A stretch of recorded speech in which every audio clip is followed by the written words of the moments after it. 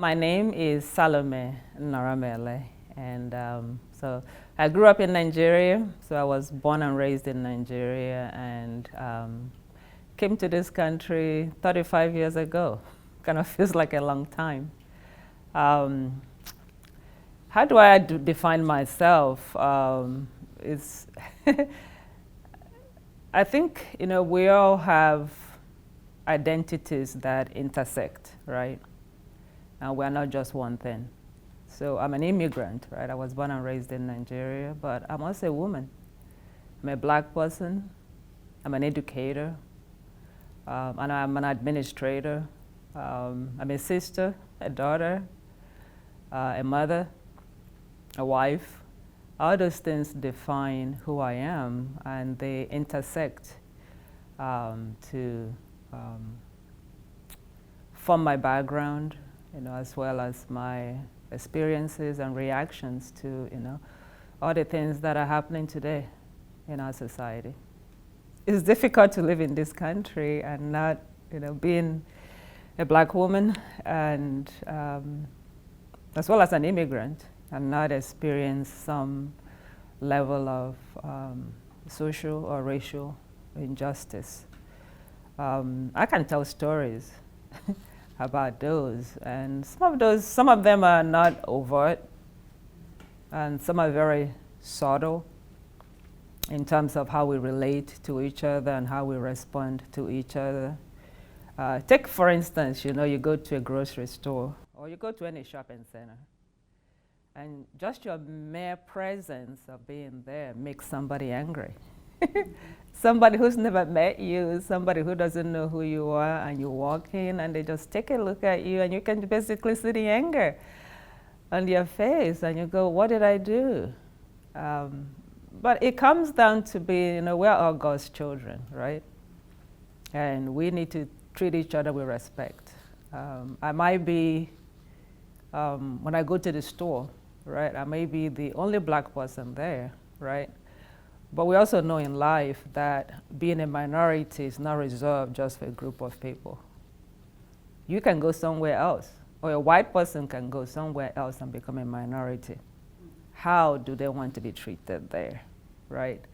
So I think when I think about issues of racism, I think about issues of racial injustice and social injustice. That's the one thing that comes to me. I mean, how would you want other people to treat you? How would you want other people to respond to you? And if you can think about that, then that's the way you want to treat other people and respond to other people. Coming to this country and experiencing racism was a shock to me. I don't think as an immigrant you ever prepared for that kind of experience. I remember telling a student in a class one time, and I said, I didn't know what racism was until I came to this country. And that was true. There are other forms of injustice and discrimination all over the world. So, I mean, discrimination is not unique to the American society. But for me, racism, it's something that I experienced here that I had never experienced before coming to this country. And first of all, it makes you begin to question who you are, right? Your own capabilities. You begin to doubt and second guess yourself in terms of your contribution to society. And we all want to fit in. I mean, it doesn't matter where you go, you want to belong. And you want to make sure, or at least pretend that you're quote unquote home. But when you're always a stranger everywhere you go, it doesn't matter where you go, you're always a stranger. It's a little bit unsettling. It's unsettling. But then you also learn to rise above, right? Which is, always fun. One of the things I think the gift my mom gave me, and my dad as well, is to always define myself. It doesn't matter what the environment is. It doesn't matter what people around me are doing. It is still up to me to define who I am. and what contribution I want to make in society. It is harder, don't get me wrong, it is very, very hard, but it still can be done. And I think that's really, when I wake up in the morning, I ask myself, okay, who can I help today, right? What kind of contribution do I want to make today? And those become my mantra. And I try to accomplish those. Some days I fail, some days it's okay. But at the end of the day, I ask myself, did you try your best today? And if the answer is yes, okay, I go to bed happy. And I wake up in the morning and I try again. So yeah, it's been a journey for me. It's been a journey, but I've also learned a lot. And I think through all the experiences, some of them not so good, and some of them very good, you learn to appreciate yourself, and you learn to appreciate your fellow human beings. And we are all God's children. We may all look different, and nobody looks the same, right? We all look different. It doesn't matter where you come from. And I think that God, in his infinite wisdom, chose to make us to look different, right? He could have made all of us look the same. Have we ever wondered that? Why God did not make us look the same? There's a reason for that, and there's a purpose to it. And the reason, from my perspective, is that we all bring different things to the table. And those are the different things that help enrich humanity, right? And make life meaningful and enjoyable for everybody. I became a literature major because I think literature tells stories, and history is stories, right? And we can learn a lot about humanity, about where we've been, about where we are, about where we're going by reading and learning from stories from the past. And I think for me is valuable in the classroom when I get students to evaluate what happened in the past and compare it to what is happening today. And I was teaching the African American Lit course during the summer when the Black Lives Matter movement was going on. For me, it was an incredible opportunity as well as an incredible experience to have students read works by James Baldwin, Martin Luther King Jr., all those people, Richard Wright, and they said, well, things haven't changed that much. And I go, well, I could have told you that. But however, when you're able to hear voices from the past, right? Authentic voices from the past, not people making things up, but people telling their own experiences growing up. And then you're comparing it to experiences today, and you realize, okay, wow, it's really the same. Some things have changed, but fundamentally, the fight for racial justice, the fight for social justice and political justice, those have not changed. Still the same, right? And I think when you have a classroom and you have Black students in a classroom, you have white students, you have Asian students in a classroom, and they're able to share their own experiences and discuss all those things, I think that's very empowering. And people can actually put themselves in the picture. So it's no longer about me telling them, this is what you need to do. No, I don't know what the solutions are. But it is for the students to read, learn, and then from their own reflective experiences, empower themselves to be the change they wish to make in society. Because it's all up to us, really, to design the kind of world we want to live in. Nobody else is going to do it for us. We have to do it, and we will lie on the bed that we make, right? So what kind of bed do we want to make? So, and I tell students that what kind of world do you want? And what role do you want to play, right, in making that world possible? And don't for a minute think it's easy. It's not. If it's easy, it would have happened a long time ago. But it's a challenge. But because it's a challenge and because it takes time, right, we're able to build a world that is meaningful for everyone, and not just for a select group of people. Dr. King, he didn't have to do anything. And I think that's what people forget, in raising my children is in February. Everybody wants to do something about it's Black History Month. I say Black History Month doesn't happen, any other time but, February or January when we celebrate Dr. King. Dr. King didn't have to do anything. I mean, his life was pretty made, right? He could have just gone to school, inherited his grandfather's church and preached, and probably wouldn't have died early. But he saw what was going on in society, and he recognized the fact that, well, his life may not have been as hard as other people's lives around him, but he was still part of that society. And I'm sure it wasn't an easy choice for him to make. He had families he had to protect, right? He has little children, he had a wife, but he chose to be the change he expected from others. And I think that is one thing my students recognize, the fact that he didn't have to do it. It was a choice.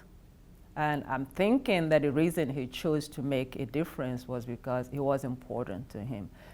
I don't think he wanted to be a hero either, right? I think that's partly what people forget. I don't think Martin Luther King wanted to die young and to leave his 4 children to grow up without him. I don't think he wanted to be a hero and leave his, wife. But he had an opportunity to serve, and he was willing to serve. And if it cost him his life, then so be it. And I think today, we all need to ask ourselves, what's my role, right? What's my value to society? And it doesn't have to be the whole of the United States as, Dr. King, made an impact, but wherever we are, in your family, at school, you have a role to play. What is that role? Can you figure out what that is? And then do it. And it doesn't have to resemble anybody's. Dr. King's path did not resemble any other person's path. He basically, designed his own path as he saw fit to fulfill his calling. And as an individual, we all have to do that for ourselves. Now that's what his journey and his legacy means to me, is asking myself, what's my role, right? I think earlier you had asked me why I got interested in this topic. And I think it comes from that, There's a reason why I'm here, right? What's that? And I know God has given me talents, skills. How does He want me to use that? And for everybody it's different, but we all have to ask ourselves those questions and then ask Him for grace to help us to live our best lives and to serve His people the way He wants us to. I hope we can find a way to love each other again. And I'm guilty, right? I'm very guilty because we can get lost in the minutiae of who said what, who's on the right side, who's on the left side, who's in the middle. But at the end of the day, we have to recognize that we're all human beings. And respect each other. Recognize the fact that we don't all have to agree, right? Part of the reason I became an English major, I go back to that. People ask me, how did you become an English major? It's really weird. I read 19th century British poetry by Shelley. It took me to a different place. This is a white, dead man who lived 300 years ago. The beauty of his music and the beauty of his poetry spoke to me. And that allowed me to find myself and to begin to ask questions that then led me on my journey to other people, including African American authors and so on, right? But without that essential humanity that I recognize in his work, I probably wouldn't be an English major, right? So as a human being, we all have a lot to offer each other.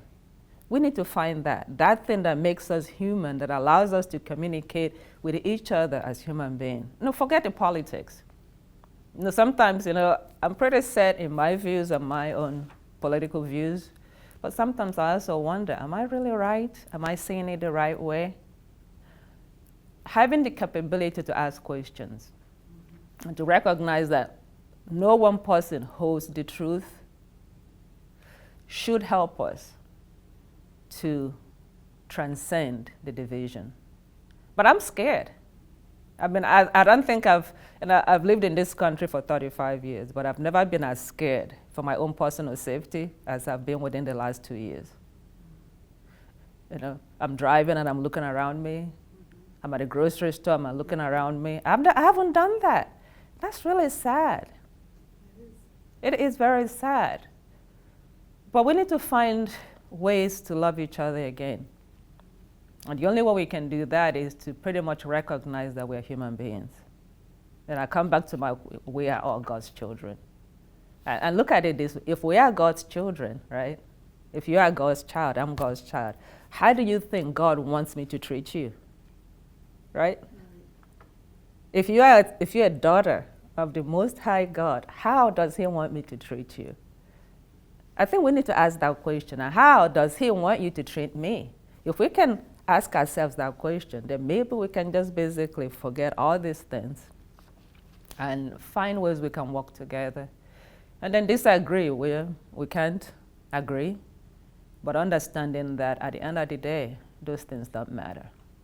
What matters is the essential humanity and the world God has created for all of us to enjoy. But yeah, it's an important question. I don't have the answers really, but that's what I think. I don't know, I think it's love. Can we love each other? You know, I'll come back to Rodney King, right? Yes. But that was a fundamental response.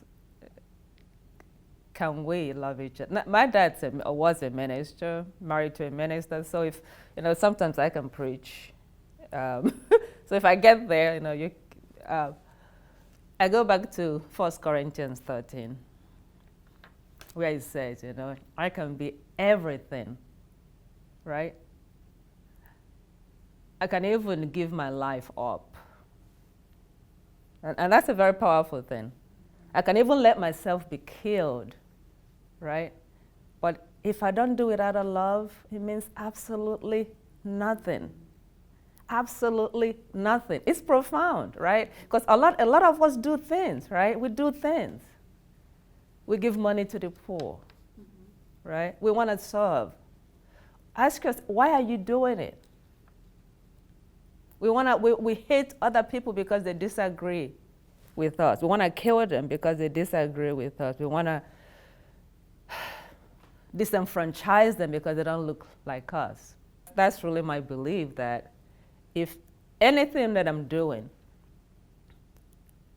doesn't come from that place of love, of loving my fellow human being as a child of the Most High God, forget it. Just, it means absolutely nothing. You know, I can even bring somebody, give up my house for somebody to, what is the fundamental reason I'm doing that, right? And I think that it comes, responding to your question, it comes to love. Can we find a way to just love each other like we love ourselves? Yes. And then ask that fundamental question. If I were in this person's shoe, how would I like to be treated? That's fundamental. And if I don't want to be called names, there's no reason why I should call somebody names, right? No matter what that name is, right? If it makes me uncomfortable for people to call me names, I've been spit on. For somebody to spit on me, right? If that makes me uncomfortable, why would I want to go do that to somebody else? Yes. Right? And I think we live under the illusion that we're better than other people. It's illusion. You know?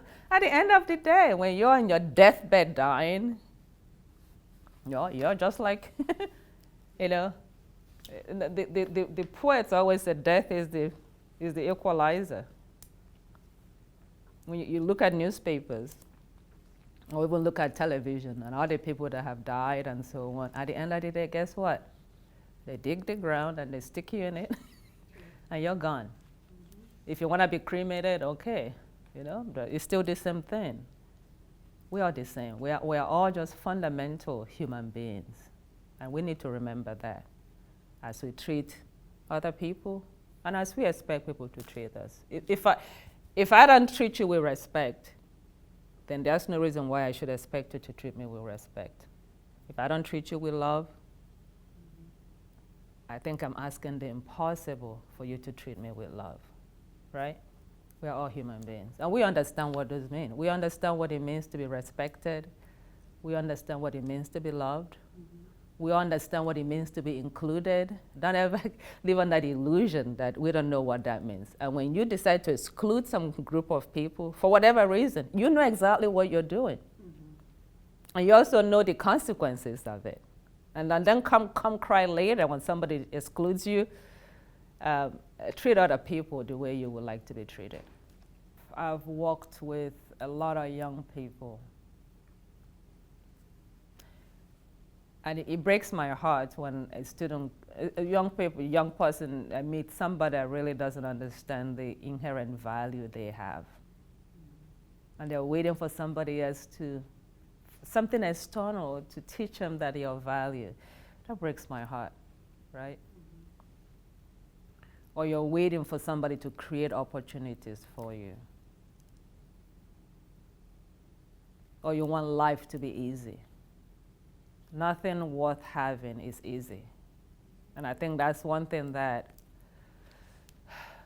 my generation, and we are guilty, right? My generation, we failed. You know, when I look at the younger generation coming up,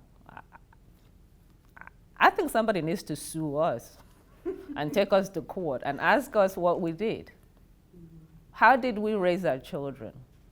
What values did we inculcate in them, right?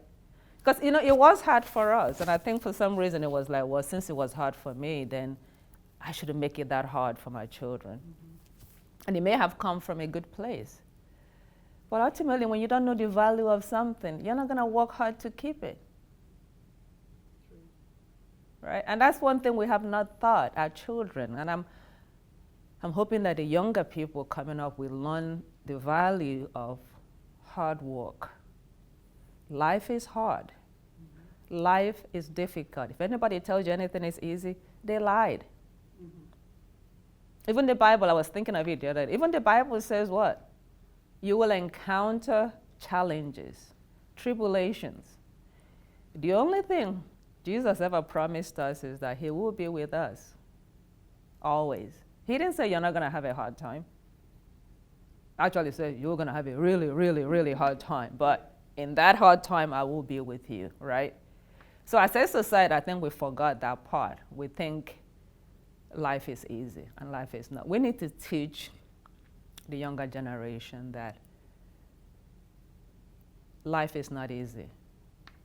However, you can make it meaningful for yourself by pursuing your goals. First of all, defining your goals, pursuing them, understanding that failure comes as part of the journey. We all fail at one time or the other. And I think that's what the message, you know, when you tell children, kids, students that life is easy, so they fail, guess what?